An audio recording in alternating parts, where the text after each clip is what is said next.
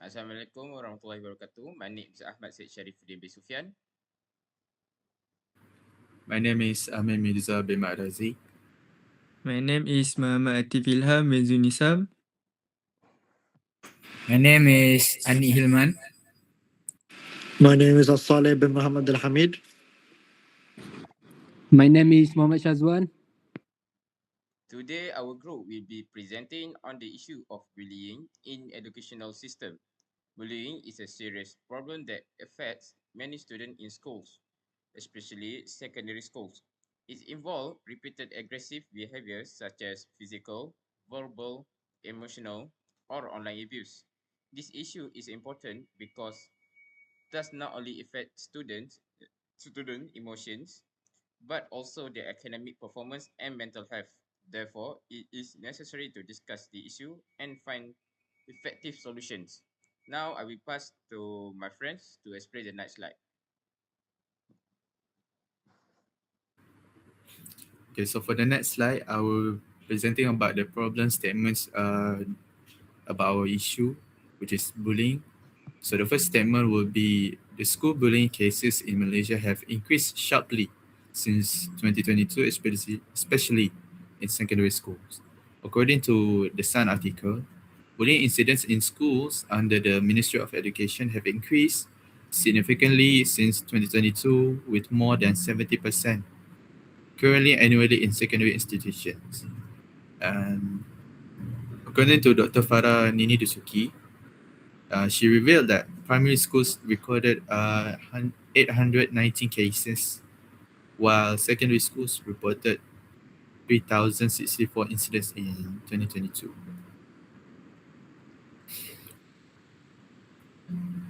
The next statement will be the number of reported cases reached 7,681 in 2024, up from 6,528 in 2023.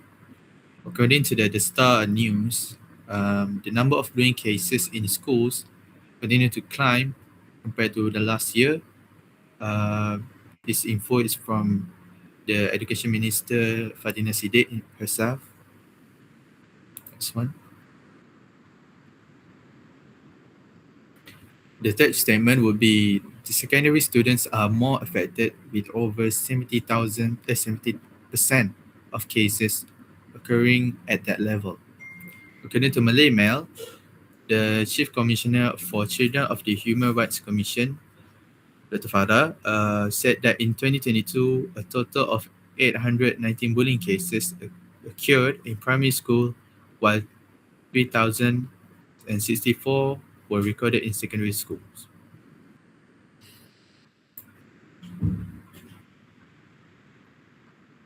And the last statement will be some schools struggle to fully enforce anti-bullying procedures, leading to persistent incidents. And according to the New Straits Times news, the education institution introduced in November 2023 have yet to be fully informed, leaving many bullying cases without the attention they deserve. The Parliament Select Committee on Women, Children and Community Development said the gap in implementation has contributed to the persistence of bullying in schools, despite official mechanism being in place.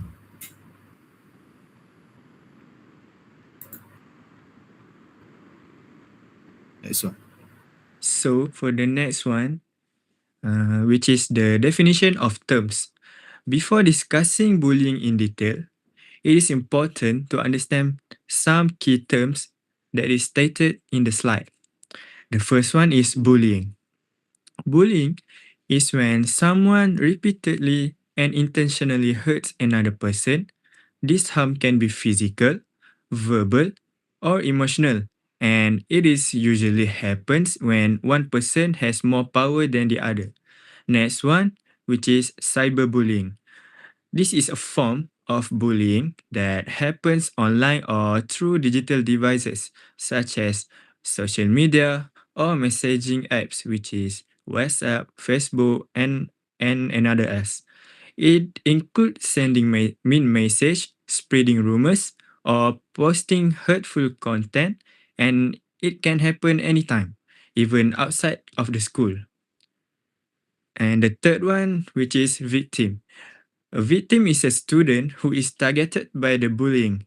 Victims may feel scared, stressed, or isolated, and bullying can affect their confidence and school performance, which is it will make the student scared to going to the school. And the first one, which is a perpetrator, is a student who carries out bullying behavior. This person intentionally harms others, often repeatedly, and maybe seeking control, attention, or popularity. And lastly, the educational systems. It refers to school, teachers, rules, and learning programs. It plays an important role in creating a safe environment and preventing bullying among students. These definitions help us better understand the issue of bullying and how it affects everyone in the school community. How about you, Anik? Well, we're going to for the next slide, which is causes and risk factors. There are four causes and risk factors, which is the first one is peer pressure and social power struggles. The second one is lack of enforcement of policies. The third one is school culture. And the fourth one is family or home influence. Next slide, please. Now we will go for the first point, which is peer pressure and social power struggles. Students may bully to fit in or feel dominant. For example, a student joins in making fun of a classmate because their friends are doing it. They may not personally dislike the victim, but they bully to avoid being excluded and to not look cool or trying to be dominant in front of others. And for the second point, which is lack of enforcement of policies. Insufficient discipline mechanism can allow bullying to continue. For example, a school has anti-bullying rules, but teachers ignore repeated teasing and online harassment because bullies are never punished. They believe their actions are acceptable and continue to bully others. Next slide. Now for the third point, which is school culture, which means aggressive behavior may be normalized if not actively countered by staff and curriculum. For example, in a school where name calling and aggressive jokes are seen as normal, teachers may dismiss bullying as kids being kids. This creates an environment where students feel unsafe and bullying becomes common.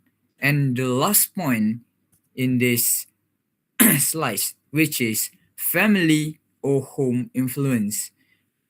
Children who experience or observe violence at home may repeat it in school. For instance, a child who regularly sees shouting or physical aggression at home may copy this behavior at school by intimidating or hitting their classmates, thinking that it is a normal way to solve problems since they saw what their parents did at home.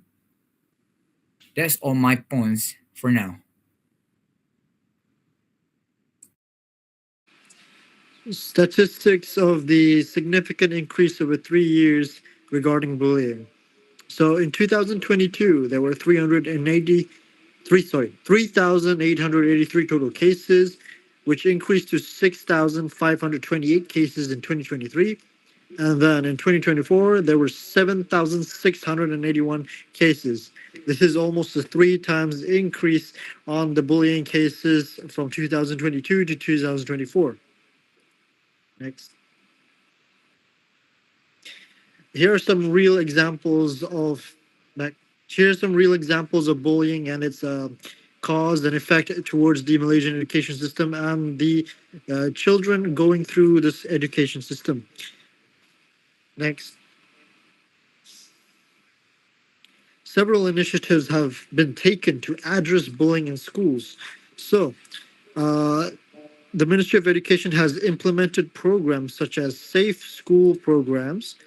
Um, Awareness campaigns like Pink Shirt Day are also used to educate students about bullying and promote kindness, whereas real life examples include viral videos and newspaper reports showing bullying incidents in school. These cases highlight how serious and damaging bullying can be to students' emotional well being.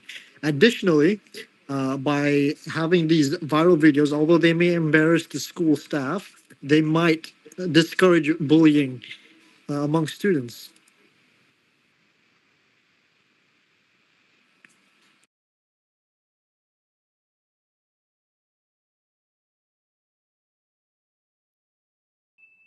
Okay.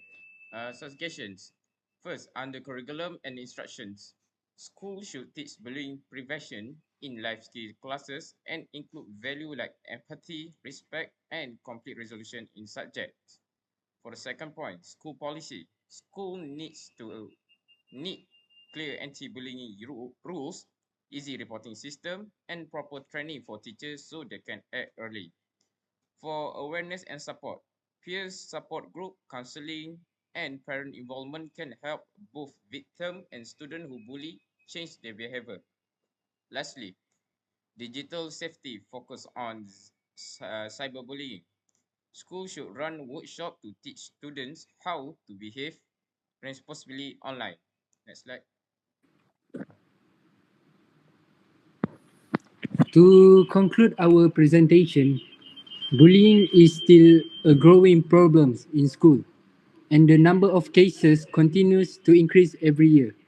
This shows that bullying is a serious issue that needs immediate attention. Bullying negatively affects students' mental health, safety, and academic performance. When students feel unsafe, they cannot focus on learning or reach their full potential. Strong curriculum approaches can help promote empathy, respect, and positive behavior among students. At the same time, clear school policies and awareness programs are important to prevent and reduce bullying. Finally, preventing bullying requires collective responsibilities. Teachers, students, parents, and policymakers must work together to create a safe and supportive school environment. And that is all from us. Thank you.